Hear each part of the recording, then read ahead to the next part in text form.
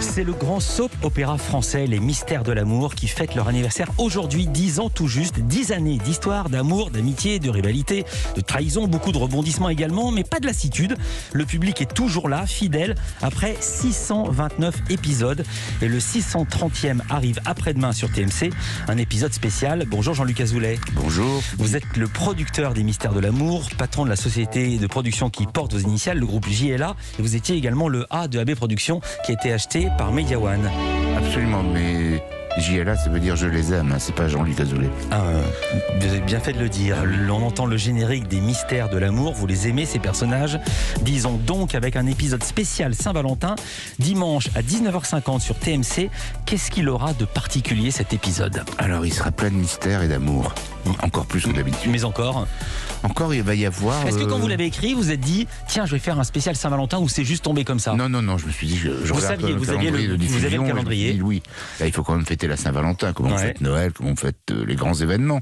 Et donc, on en a profité pour faire des histoires d'amour encore plus fortes et encore plus amusantes, quoi. Comment ça peut être encore plus fort? C'est la question que se posent tous les couples de tout le monde depuis que le monde est monde, après 630 épisodes.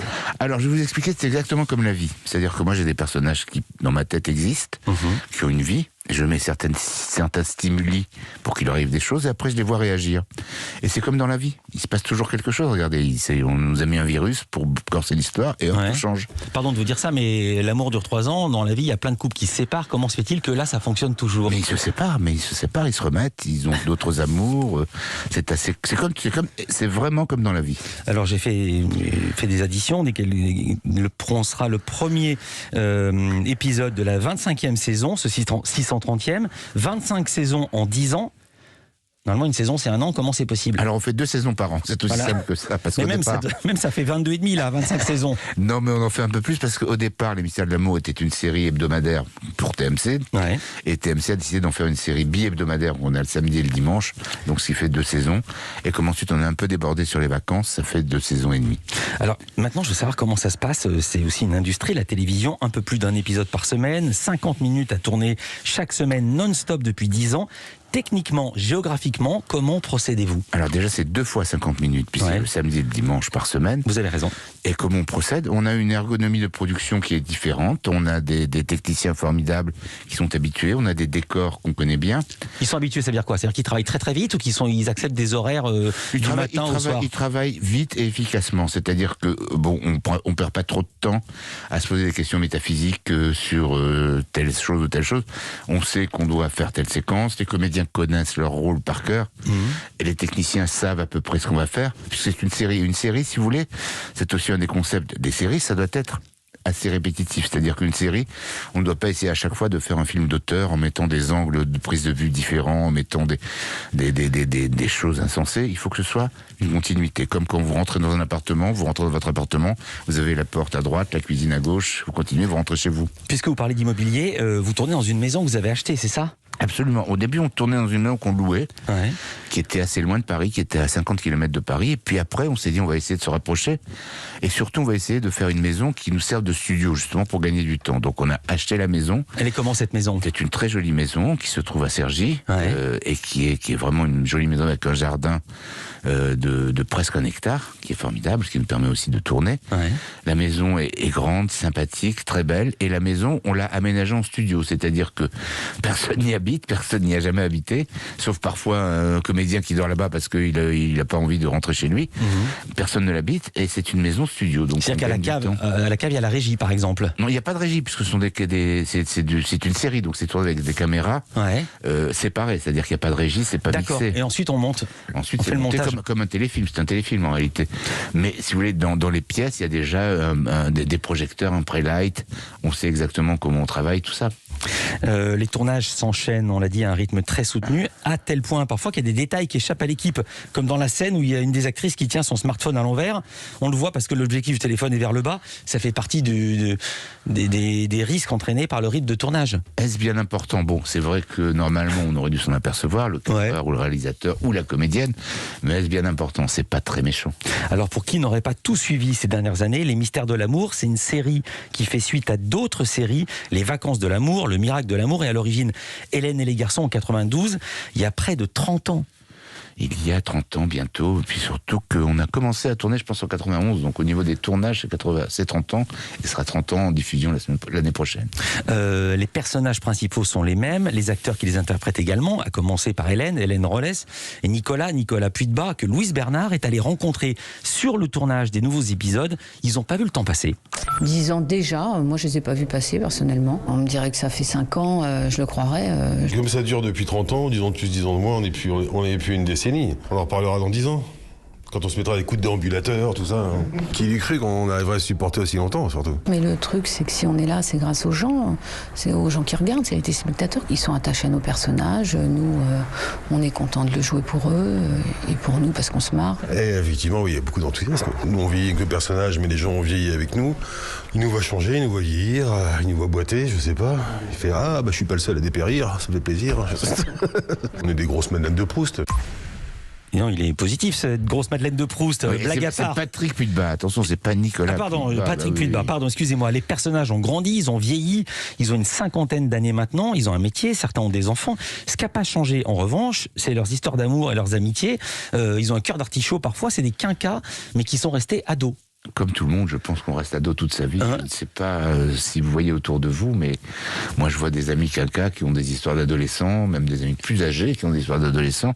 Et je pense que l'amour est éternel. Je pense que l'âge, c'est un peu physique et psychologique. Mais je pense qu'il y a des gens de 20 ans qui vivent comme des vieux et des gens de 50 ans qui vivent comme des jeunes. Je pense que c'est l'histoire surtout en amour. On ne donnera pas les noms. Souvent, quand une série a du succès, ces acteurs partent vers d'autres productions, vers le cinéma. Là, non. Vos acteurs vous sont restés fidèles, c'est très rare. Comment vous l'expliquez ? Ça leur arrive de tourner d'autres choses. Patrick fait pas mal de... Ça leur arrive de tourner pas mal de choses, quoi. Mais bon, ils viennent parce qu'on est bien ensemble. Vous savez, c'est comme une troupe de théâtre. Je pense qu'ils sont contents de se retrouver, ils sont contents de jouer ensemble, ils sont contents de participer à cette aventure. Il y a aussi l'aventure humaine qui est très intéressante. Parce qu'en plus, en dehors des comédiens, vous savez, il y a aussi les techniciens qui sont aussi... c'est toujours les mêmes. Il y en a beaucoup qui datent de l'époque, si j'ose dire. Qui datent de l'époque. J'adore. On salue les antiquités qui nous écoutent. Voilà. Parmi les acteurs, Patrick Puydebas et non Nicolas, Patrick Puydebas, l'amoureux d'Hélène, il aurait très bien pu ne jamais jouer dans Hélène et les garçons. C'est ce qu'il a raconté à Louise Bernard. Elle a fait son chemin, cette petite histoire. Bah oui, je sortais de Rave, parce que ça s'appelait comme ça à l'époque. Et puis, j'ai passé par la Plaine Saint-Denis, retour sur Paris, et j'étais avec des copains en voiture. Ils me disaient, c'est pas là ton casting demain? Je fais, oui, on est demain. Et ils m'ont poussé, je voulais pas y aller, puis ils m'ont poussé à y aller. Et puis voilà, pour l'anecdote, on m'a rappelé le lendemain en me disant, on aimerait vous revoir, mais vous voulez pas vous laver les cheveux? Authentique? C'est absolument vrai. C'est vous qui lui avez demandé de se laver les cheveux? C'est la directrice de casting. C'est la directrice de casting qui lui a dit je sais pas si je peux présenter comme ça. Voilà. Ouais. Et quel souvenir vous gardez de cette époque, de cette première rencontre? Quand vous démarriez ça, vous imaginiez absolument pas qu'il allait se passer tout ceci, évidemment, forcément. J'imagine absolument, parce que je vais vous expliquer une chose. Quand un producteur, qui de plus est auteur, lance quelque chose, il est persuadé que ça va marcher, sinon il ne le fait pas. Vous étiez persuadé que ça allait marcher? Sinon je fais pas tout ce que je fais, je suis persuadé que ça va marcher, sinon je le fais pas. Vous savez quoi? Ça a marché. On parle des audiences juste après ça, avec Jean-Luc Azoulay, patron de la société JLA Productions, qui produit Les Mystères de l'amour. À tout de suite. Belle. En compagnie de Jean-Luc Azoulay, le patron de JLA Productions ou de groupe JLA, c'est vous qui écrivez, qui avez conçu Les Mystères de l'amour, qui fête la Saint-Valentin et son 10e anniversaire. Les Mystères de l'amour qui réunit 700 000 téléspectateurs en moyenne chaque dimanche en accès sur TMC. C'est la case occupée par Quotidien la semaine. 3% de part d'audience. Qui regarde la série? Est-ce que ce sont des fans inconditionnels d'Hélène et les garçons? J'imagine que ça suffit pas. Il y a des nouveaux téléspectateurs? Il y a les deux. Il y a des nouveaux téléspectateurs, il y a des jeunes, il y a des vieux. On a une très très bonne courbe marketing sur les jeunes, sur les gens. C'est tous les âges, c'est ce qui est formidable. C'est-à-dire qu'on est très fédérateur, c'est ce qui plaît d'ailleurs à la chaîne. Et comment vous l'expliquez? Parce que ça leur plaît, vous savez. Le succès n'a pas de recette, c'est-à-dire qu'on propose des choses au public et le public vient le voir ou pas. Donc ça leur plaît et c'est ce qui est formidable. C'est ce que je remercie le public de leur fidélité et le nouveau public de leur nouvelle fidélité. 700 000 téléspectateurs, c'est bien, mais on est loin évidemment des audiences d'Hélène et les garçons. C'était entre 4 et 6 millions de téléspectateurs en moyenne. Les chiffres donnent le tournis. On n'en revient pas, on dirait la finale de la Coupe du Monde. 52% de part d'audience était sur TF1, évidemment. À l'époque, la TNT n'existait pas. C'était juste quand même assez assez stupéfiant. Ça a été étonnant. Hélène et les garçons, c'est vrai qu'on avait des audiences plus fortes que le prime time en access prime time. Et ça sidérait tout le monde, y compris TF1. Étienne Mojotte était ravi. Ouais, et y compris vous-même, j'imagine. Il y a des nouveaux entrants également chez les comédiens. Bien sûr. Comme Elsa Esnou, par exemple. Oui, Elsa, qui est donc Fanny Grayson, qui est chanteuse dans l'histoire et qui est chanteuse dans la vie. Et Elsa, par exemple, on en est à 4 albums, 4 disques d'or. Elle sort son 5e album qui va forcément... Vous dites on parce que c'est vous également qui produisez. Oui, c'est moi qui produis également. C'est un système en autarcie, vous faites tout. Non, mais moi j'écris des textes, je fais des chansons avec Gérard Salès. Elsa fait ses chansons elle aussi, donc c'est un ensemble pour moi. La chanson, la musique fait partie de l'ensemble des mystères de l'amour. Et la musique est importante dans les mystères de l'amour. Et si quelqu'un chantait, voulait faire un album chez un autre label, une autre maison de disques, vous lui diriez non? Absolument pas, non, pas du tout. Sauf que comme les chansons au départ sont écrites pour les mystères de l'amour, c'est normal que ça fasse partie de la même mouvance. Mais Elsa a écrit ses chansons, par exemple, qui n'ont rien à voir avec les mystères, et ça marche très bien. Alors c'est vous qui écrivez tous les scénarios, Jean-Luc Azoulay, 40 000 pages de texte. J'ai retrouvé ce chiffre chez nos amis de Télé Loisirs. Vous avez également écrit les scénarios des mystères de l'amour, des vacances de l'amour, du miracle de l'amour, d'Hélène et les garçons.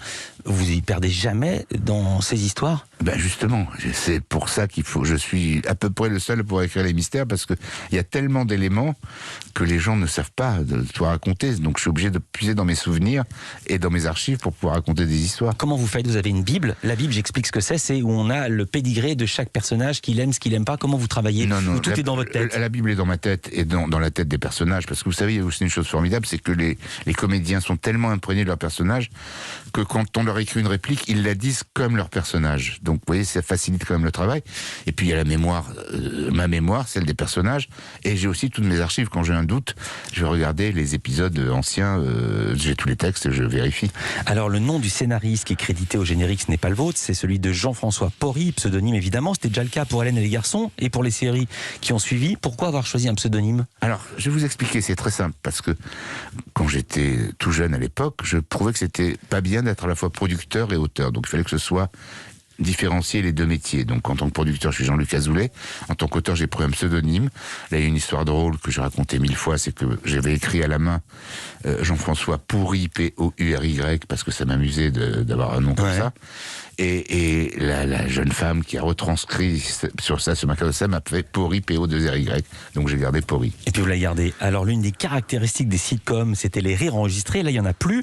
Quand est-ce que vous avez arrêté d'en rajouter et pour quelle raison? Alors, j'ai arrêté d'en rajouter quand nous avons changé de format. C'est-à-dire que les sitcoms, c'est des séries de 26 minutes en studio, qui sont comme des pièces de théâtre, donc qui nécessitent un public, donc des rires, qui au départ ne devaient pas être enregistrés, mais comme on n'avait pas les moyens d'avoir du public, et dans les temps, on les a rajoutés après. Tandis que là, ce sont des séries qui sont des téléfilms. Les séries, il n'y a pas de rire, c'est tourné en extérieur, dans des décors naturels. Et c'est pas le même format.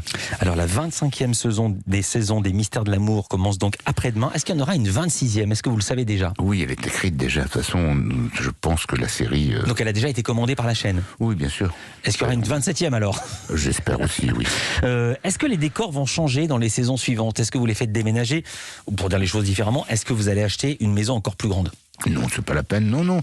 Mais on a aussi un studio à Beson, qui est le studio dans lequel on tournait Navarro, qui est un grand studio de 4000 m², où on a aussi des décors complémentaires, comme celui de l'hôpital, celui du commissariat.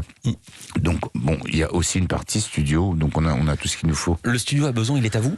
Il est à nous, absolument. Pourquoi ce choix? C'est assez rare dans une maison de production d'avoir ses propres studios. Normalement, les sociétés de production louent les décors. Pour quelle raison vous préférez que ce soit vous? C'est comme j'explique, quasiment aucune chaîne de télévision n'a de caméra, on les loue à des prestataires. Pourquoi vous-même avoir fait ce choix d'avoir des studios à vous? C'est plus simple. C'est plus simple. D'abord, il est libre quand on veut, on n'a pas à le retenir. Oui, mais c'est plus cher. Non, c'est moins cher, forcément, puisque une fois qu'on l'a amorti, c'est moins cher. Attendez, vous voulez dire que toutes les autres productions font un truc plus cher et plus compliqué? Alors qu'ils pourraient faire plus simple et moins cher? Pour moi, c'est évident, oui. Mais enfin, il y a beaucoup de productions qui ont aussi des studios, je vous rassure. Oui, mais il y a beaucoup de studios qui se louent également. Jamais vous n'avez fait durer une série plus de 10 ans. La plus longue pour le moment, c'était Les Vacances de l'amour, 10 ans et demi. Est-ce que vous allez lancer un nouveau cycle? Non, je pense pas, parce que je suis bien dans les mystères de l'amour, tout le monde est bien, et puis c'est tellement vaste, et puis si vous voulez, on a maintenant, c'est devenu une vraie série, avec des rebondissements, avec des générations, je vous dis, qui se succèdent, donc j'ai pas besoin de lancer une nouvelle série. Vous avez démarré comme producteur musical. Oui, absolument. Vous avez été le secrétaire de Sylvie Vartan. Absolument. Vous veniez à Europe 1. Je venais à Europe 1. Vous étiez l'ami de Philippe Gildas. Et puis vous avez démarré comme producteur musical, notamment avec ce titre.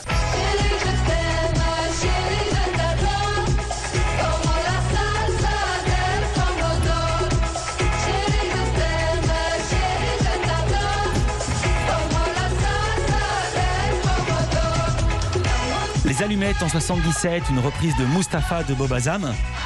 Eh oui. Alors, je vais vous expliquer, c'était la mode du disco. Ouais, bien sûr. Sylvie est partie en 76 aux États-Unis.